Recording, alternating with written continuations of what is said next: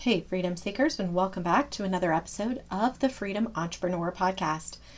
We're dealing in a new world now with technology as we dive into the AI systems, and I guess it wasn't really that much of a surprise to see that there are new regulations in the AI realm that we should all be aware of. And today I'm going to dive in and teach you a little bit about what's happening and what's on the horizon that you might need to know. So let's dig in.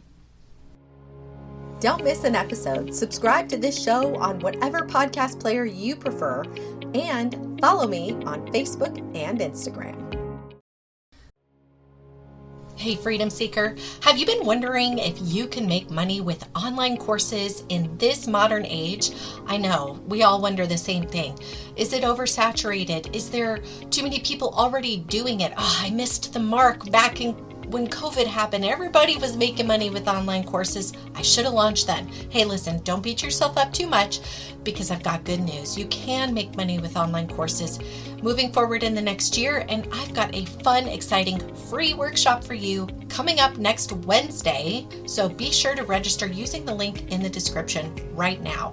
It is a free workshop. It's a chance for you to ask questions, hear what's relevant, and how you can make money with profitable online courses coming up this next year. So if you've been on the fence and you've been wondering about, should I launch? Or maybe you've launched and it's just not making you as much money as you want. In either case, come find out what is working and what is not working and the step-by-step playbook you need to make a profitable online course in 2026. You can register right now at bizinaboxsolutions.com/courses. And so just like this happened with the GDPR compliance where, we were talking about email safety and deliverability, and then it impacted all of us because now Google had to change their regulations since they're a global company and Bing and all of them.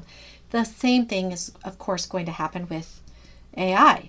And the EU has passed a law, and it may not apply to your business yet, like if you're focusing just in the US, but I'm certain these things are going to eventually come our way.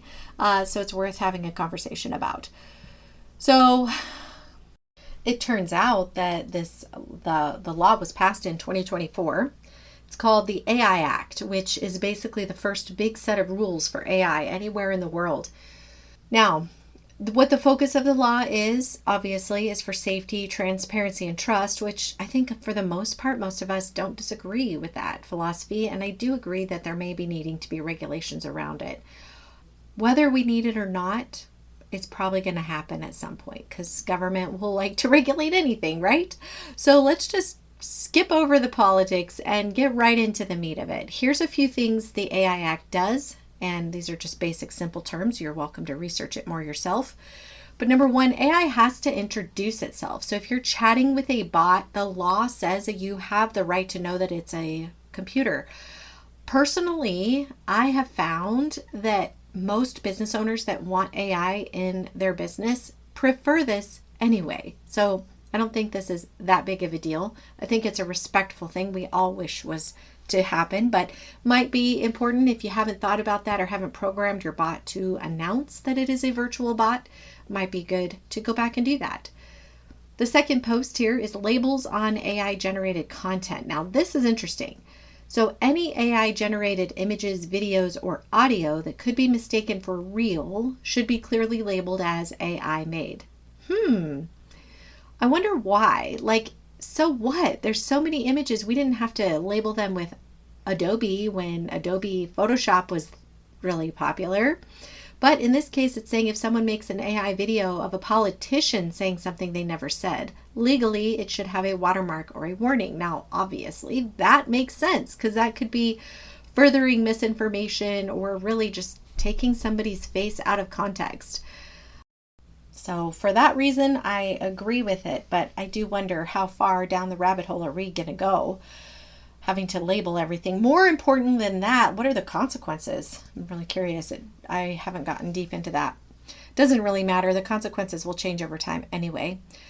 Okay, point number three is banning the scary stuff. The law bans certain uses of AI that are considered too dangerous. Okay, so for example, AI systems that do social scoring, like rating your trustworthiness based on your behavior or personality, are not allowed. Also banned is AI that exploits people's vulnerabilities. Imagine a toy with AI urging a kid to do something harmful. Okay.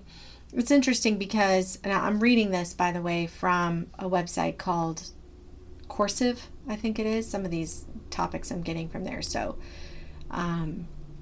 it's important. I think it's important to understand, but it's also really interesting. Meanwhile, while I'm reading this, I'm also reading a book, and it's by Beth Ann Wynn, called The Human Edge, Critical Thinking in the Age of AI. And as I'm reading these rules, I'm also thinking about this book, which talks about using critical thinking when we're talking about regulations. Like, it got even specific into that. So I'm like, oh, this is interesting that this email came in at this exact time, because it's a hot topic, and I'm really genuinely curious to see how this all plays out. All right, so the last rule that they highlight here is called strict rules for high risk AI. It says some AI systems have big impacts on our lives. So for example, an AI that decides if we get a loan or not, or an AI that diagnoses an x-ray.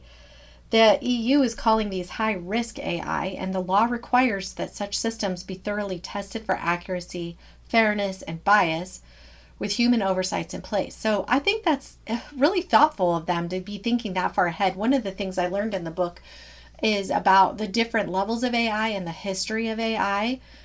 Very interesting. I'm not that far. I think I'm only around page 30, but I found this intro to be very interesting and relevant, of course, to the conversation we're even having today.